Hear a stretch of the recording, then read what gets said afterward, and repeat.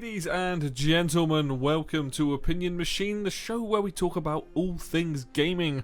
My name is Killjoy, and today we're going to be talking about Civilization 7, and basically how, you know, it's over a year the game's been out. The game is in a better spot. I've played a lot of it on Switch recently, I've played a lot of it on PC recently, and despite the game being in a better place than it was at launch, there are still frustrations with this game.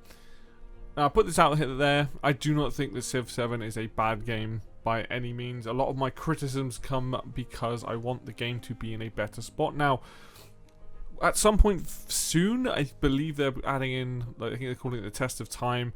They are adding in a bunch of things to help improve the game. So this video could be obsolete pretty quickly. But I want to go through 4 things that I want to see improved in Civ 7 that I think will make the game significantly better. So, without any further ado, let's get to it.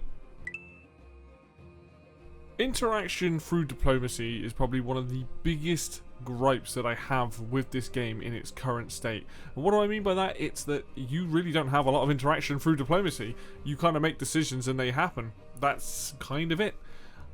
With older games, you would have to bring up the diplomacy and you'd be like, hey, you've got some science that I want, or you've got maybe a base or something that I want, or you've got resources that I want, let's trade. None of that's here. In diplomacy in this game, it's very much a case of, oh, I've built a merchant, I'm sending it to your lands. And then the only thing you do is you ask to improve your trade relations to send more merchants. You don't as the other player, you don't get a say in this whatsoever. You might not want to trade with that person. I mean, yes, you could say, no, I don't want to improve relations, but that seems to then have a negative effect on whoever's trying to trade with you. So you can't do anything at all. Like, I can go to a player, I can send them a merchant and then take their resources at least once. I can hinder them and things like that, which is fair enough. Like, the underhanded tactics, they shouldn't have any interaction with. But if you wanted to trade resources, if you wanted to trade science or tech, civics or anything else, it's all completely gone and has been gone for the entire time. I think this simplification of trade and diplomacy massively hurts the game. Because I can sit there and have a conversation with someone, like, I'm like, hey, let's go to war with so-and-so, or like, you know, have you got this sort of resources, or I'm looking for this. You can sit there and try and make that trade between, like, giving people money for things, stuff like that. That's really, like, kind of non-existent in this game, and it just makes the whole diplomacy feel very, very lackluster and very unengaging. Like, I have my frustrations with the way that, like, denouncing someone works, the way that cancelling things and having the AI constantly trying to hinder you every 10 turns. I don't like the way it works, but I think even if you're going to keep all that stuff, there should be more of a discussion between you and the players, whether that's AI or human, about you trading. Like, I think that's something that's really good about older Civ games, is that you used to be able to trade map information. That was something that they got rid of. I'm like, that's good information to have. If you've scouted the entirety of a bright island and you know there's wonders there, and somebody's coming to you and asking for map information, maybe you don't want to give them that. Maybe there's a reason to be like, you need to give me more of an incentive for this, because there's free natural wonders over there. I know about them. I'm thinking of expanding over there. If I'm going to give you this information and then have to fight you for it, like, it should be worth something, like a technology. Or like, if you're going down the technology tree in one direction, you're like, oh damn, I don't have access to, you know, a particular wonder or whatever.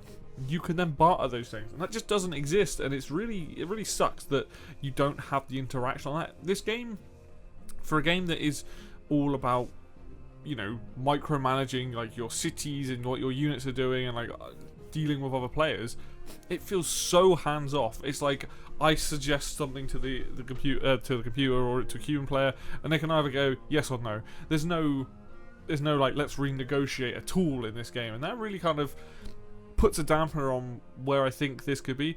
I mean, even with spying, even like the underhanded tactics of spying and things like that, you are guaranteed 100% success. There is no thought process here other than, I'm going to spy on you, you're going to find out one way, or you're either going to find out or you're not, I'm going to get something from you.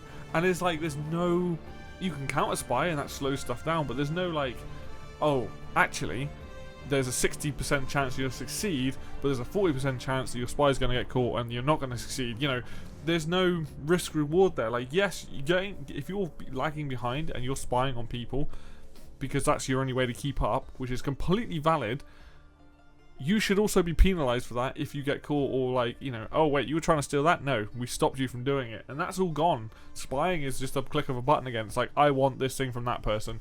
Damned be the fact that we might go to war. I'm just going to do this thing. And 90% of the time, like, if you're far enough away, you can just keep doing it. Yes, they get angry, might declare war on you, but if you're far enough away, you got time to think about that, right? There's no consequence of you losing a spy, because in the old games you would build spies. They were a thing. In this game, it's just, have you got enough influence to spend to keep doing these actions, which if you build out right, you can pretty much just be like spy, spy, spy, you know, on different people. And so overall, the diplomacy in this game desperately needs some more interaction. It needs a change. Now, I get that part of this is tied to other mechanics in the game, the way that, like, when you in the first era where you trade with people, that's how you get resources. But there must be things that can be done here that would at least allow for more, or even if it's faux, like, just allow for that feeling that there's more sort of discussion going on. Because in its current state, it's just very basic, and it feels like that even though there are other people in the game, the only real way to interact with them is through fighting with them, or like, because you can't even do much else other than click these buttons and hope they say yes or no. City-states. Now, city-states are pretty cool in Civ 7, the way that they work, in the way that you have to, like, use influence to, if they're unhappy with you, like, build up that trust, or you can, if they're neutral with you, it's very quick, and then you get some kind of buff. The biggest problem with city-states is you only fight over them at the beginning part of it, where you're using your influence to make them your ally, essentially. Now, the reason why this kind of sucks is that there's no incentive to then go after them once someone's allied with them, because what that essentially does is declare war on that person, rather than you just declaring war or just trying to eradicate that city-state. And it's also to do with the way that it's baked in with the mechanics. For example, if I find a science city-state, and I take the boost that it gives me a free tech. The way that those are set up is that if someone else was to take it, they wouldn't have that opportunity, which, you know, might be fine. But I think that there's a way that these could be changed, where you're fighting over who's got control, the initial control over it, and then that person gets dibs on whatever that buff is. Now, maybe there's permanent buffs and temporary buffs.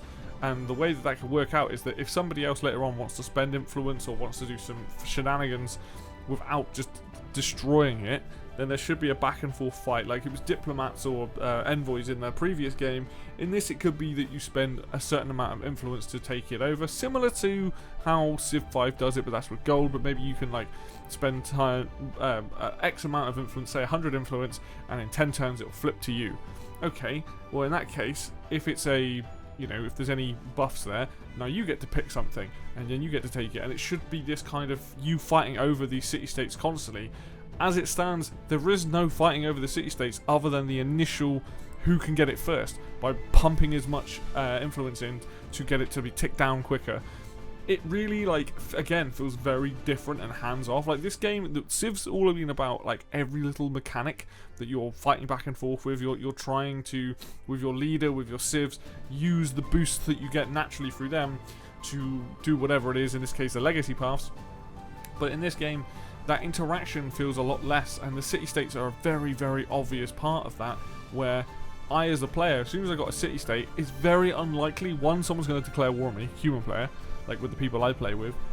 Two, there's that they're just there. Like, you can obviously convert it to your own city, and I think that should still be there. Like, I think you should take a city-state, and then you're like, oh, maybe I will convert it, but maybe other people have that opportunity to go, actually, I'm going to spend 100 influence, and I'm going to take it from you in 10 turns or something. Like, there could be this, at least something that starts flipping back and forth, because now you can have it where, like, those boosts that you get from them, even if you remove the permanent ones, and they're all temporary, so you get, like, a list of 5 temporary boosts that you can have from having that city-state, then someone else takes it and you lose it.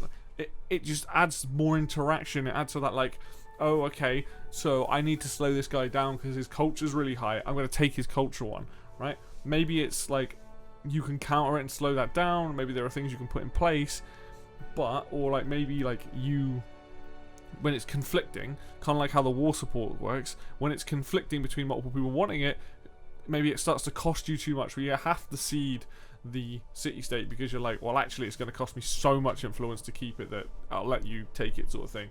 I just think there are other ways to make this interacting part, way more interesting, and also forces a lot of people to think about, okay, I get more I get more influence with these civs or these particular things, so I can hold on to it longer. So it rather than like, you know, not focusing on it as much, because I don't think influence is an important tool in Civ 7, but you can go heavy into it. You can get a lot of towns and cities and get a lot of buildings that give you a lot more influence, which might be a whole playstyle where you want to do that. Like, you got to think in Civ 6, for example, you have the city-states that give you a ton of votes that you then use the votes to use on voting in the UN, right?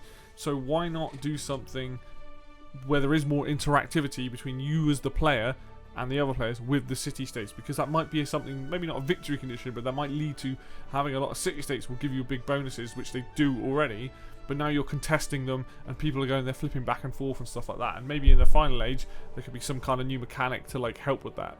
And I just think that part, I think this hands-off approach, like, here's the city-states, especially in a multiplayer game when you all spawn into the second and the third age, depending on who's got influence, if you're quick enough, you can be like, bum bum bum bum bum, and I've got 4 of them, and you lot are going to have to spend more influence if you want to overtake me. And that really sucks. I think that it's one of those things that needs to change to kind of create that interaction between players, but also more invested gameplay into those particular mechanics. So color coding in Civ 7 is kind of like, it's there, but it's very, very, very non-existent in a lot of ways. This primarily comes down to, when I click on my city or my town, I want to be able to see very quickly what's what. What is the center of the town? What are the quarters? What are the rural areas? Things like that. Now, I only just found out that the game even does something like this, where very small, the hexagons of different colors on certain things. But what I want to see is like, hey, you've got, in this particular city, you've got 4 quarters. Okay, they're all shaded black. Okay, you've got wonders, they're all shaded orange. You've got a science district, or like a quarter, or just a singular building, sorry, that may be like, that's a library, so that's blue. There's something that gives culture, so that's, I don't know, I'd say like dark purple or something. You know, like the game doesn't use color at all to make it easy to indicate certain things. When you click on a town or city and you get the bar on the left of what you're looking at production, and you get the back of, essentially you can see the town or the city, it's awful in terms of like, you really have to look at the buildings and know what the buildings look like to really understand what's what. And I think the game just, and I'm colorblind, right? So I already struggle with color, but I'm just like, there are symbols that you could use, or like really thick shaded things to use to make it obvious, and it only has to be there when you click on the city or the town. When you click on a settler, for example, it changes the colour of all the land. You've got the red for the you can't settle there, you've got, I don't know what colour it is for the where there's water, and then there's like yellow or orange or something when it's you can settle but there's no fresh water. Very obvious, very quickly you can tell what you need to do. Do that with the towns and the cities. When I click on it, show me what quarters I've got in there, you know, still with the like the resource numbers on it, so like how much science and food and work and all that, but make it really obvious. I'm like, okay, there's my wonders, I need to build this next to that. A lot of the time I'm just looking at those numbers at the highest one going, yeah, that's about right. I'm not thinking about placement necessarily, because I don't, at a quick glance, without systematically going through everything, it's one of those things where it is kind of difficult to see. I think it would go such a long way, even if you wanted to put symbols on it. Maybe for wonders you have like, I don't know, what would that, just a symbol for that for wonders, like a big W. I don't know, you know, for a church or for like any of the religious buildings, you could have a like a cross, or you could have the top of a church or something. You know, for science you could have whatever the science symbol is. Was it a book? Or is that the civics one? Whichever one it is, like, you can have symbols to symbolize these things if you don't want to do color, right? There are ways of doing it that make it so much easier for players to see when they click on things, because sometimes, like, at a glance is what you need to know right then and then to make a good decision. And a lot of the time when I click on a town or city, I'm not making good decisions. I'm plonking things down. I'm not thinking about adjacencies so much. Like, I do get some of that, but it's not as consistent as it could be, because the information isn't there to the player as quickly as it needs to be. And I think adding a lot of colour to when clicking on towns And especially making the center of your town center, your palace, all that, make that very obvious when you click on it, so you know that is the space where you might be like, I need to put a specialist down. That's not the place because I can't work towards the particular legacy path. So yeah, color, make it happen, or symbols, both would be preferable. Make that happen, make it much easier and readable for the player when they click on things. And lastly, we're going to come to combat mechanics, and this is a big one for me because Civ 7 very much rewards the rich get richer in this game.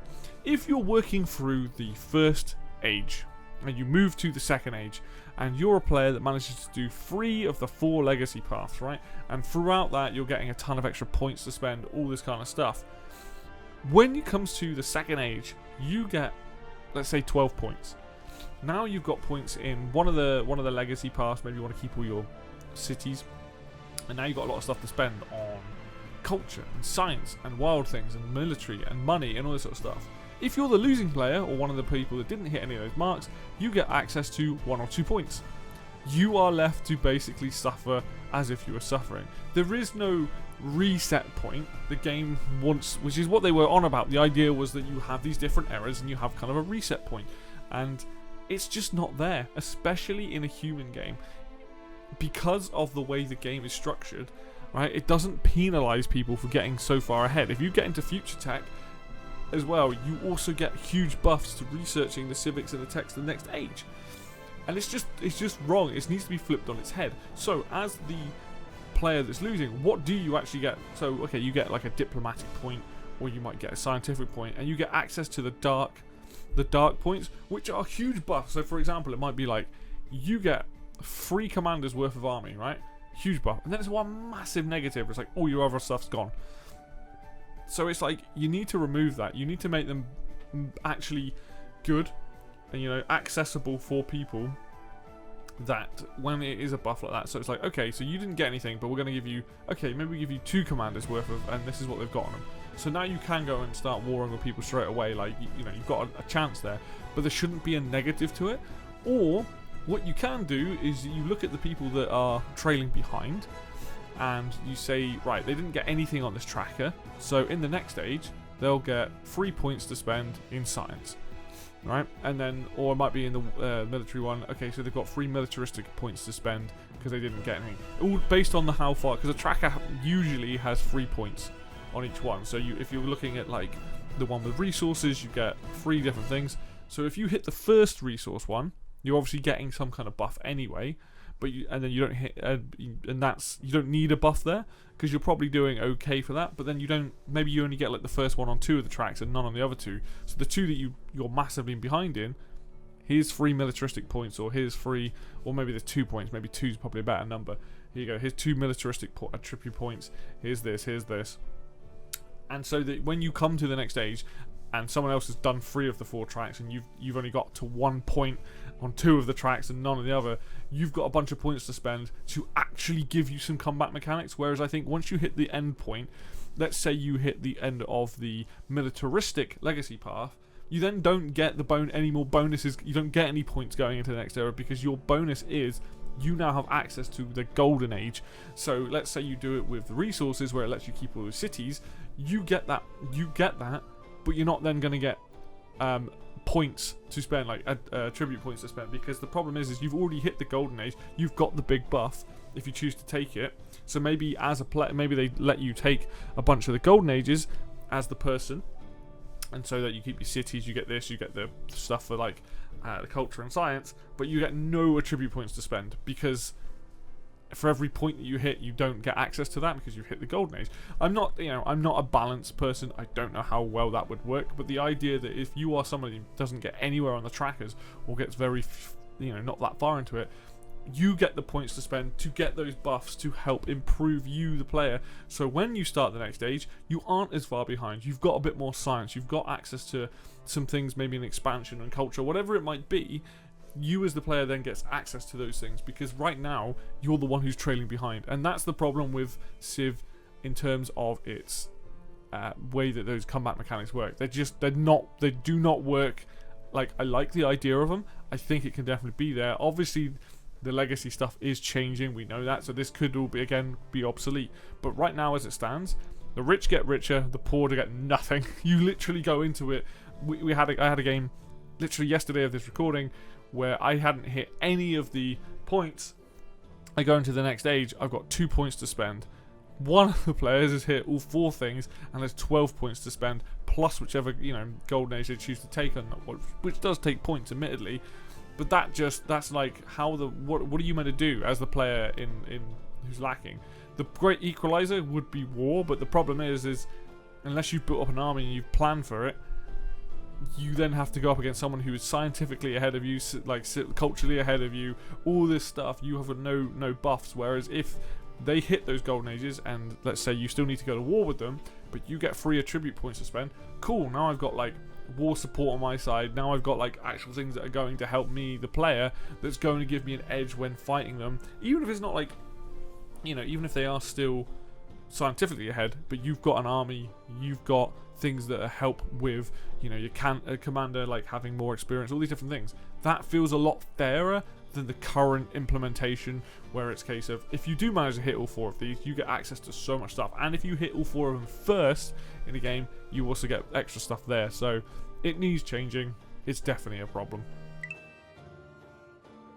Now, I'll be honest with you guys, like, I have spent a lot of time when I've been playing with other people with Civ 7 complaining every single time we play the game, mainly because like I want the game to be better, and I know that they are making changes that are going to make the game better, and things of that are coming. But it's really frustrating when there's like obvious things in this game that feel like they could be smaller updates and like done with. Like the color thing should not be too difficult to do. Like the combat mechanics could probably be changed. Again, that one is probably the one that's changing the craziest very soon. But like the city-state interaction, the interactions through diplomacy, these are things that are a lot of this is tied to the core mechanics of the game, so a lot needs to be changed. But at the same time, it's like, this is stuff you need to think about. People play Civilization, not because it's like an easy game, but because it always has in the past given you, the player, the ability to play how you want, in the sense of like, oh, I look at other people who I'm playing with, I look at what their bonuses are, I'm like, oh, I'm trailing in science. Maybe people will be willing to trade for money. Maybe I'm making a ton of money. Hey, you've got some science that I want. I really need to be able to like go out into the sea. Here's 500 gold or whatever to get that science. And they're like, yeah, sure, I need the money. Right? There's none of that interaction. Like, that's the thing with Civ. It's all about interaction with every single aspect of the game. A lot of the time right now with Civ 7, I do get into the habit of just going like, yeah, end turn, end turn, because there's not a huge amount of interaction to do, and you're limited by diplomacy as well. Influence as well. Like, if you don't have influence, you can't even do much. So there's a lot of the time you can get into situations where you're like, what do I do here? Like, I'm just hitting end turn because I currently can't afford to even ask or try and set up these things with other players. Whereas I think, like, if it's a human player and you want to go, hey, do you want to trade, do some of these I forgot what they're called, like, not enrichments, but like these endeavors, maybe you don't need to charge them for it. Like, maybe they don't need to be charged when they cancel it. Like, it's a lot of balancing, but ultimately what I want to see from Civ 7 going forward, and what I hope that they're going to do with these big changes, is that there's more interaction between myself and other human players in ways that make sense. Fighting over city-states, diplomacy, those are 2 big ones. Combat mechanics are obviously something that just means that people who do get behind are going to have a better chance, are going to feel like it's a bit more of a reset in the next age. And then with the color coding, it's just mainly for the fact that I want to be able to see things easier. Like, it seems sometimes it just looks like you're looking at a city and like, I just don't know what's what. So anyway, that's my 4 things that I want to see changed in some way in Civ 7 to improve the experience. I'm sure there are other things that I'm missing, and I'm sure there are other people that would disagree, and that's totally okay. But those are just things that I would like to see, which I think would make the game significantly more fun and engaging. And here's hoping that when the test of time balance patch and changes come out, that the game will be in a better spot. And I will definitely be returning to this game to check that out and put some hours into it to see how I feel about it overall. Anyway, that's going to do it for me today then, guys. Thank you so much for watching. As always, if you like the video, hit the like button. If you want to see more content like this with Civ and other things, hit the subscribe button, stick around, and until next video, I will see you then.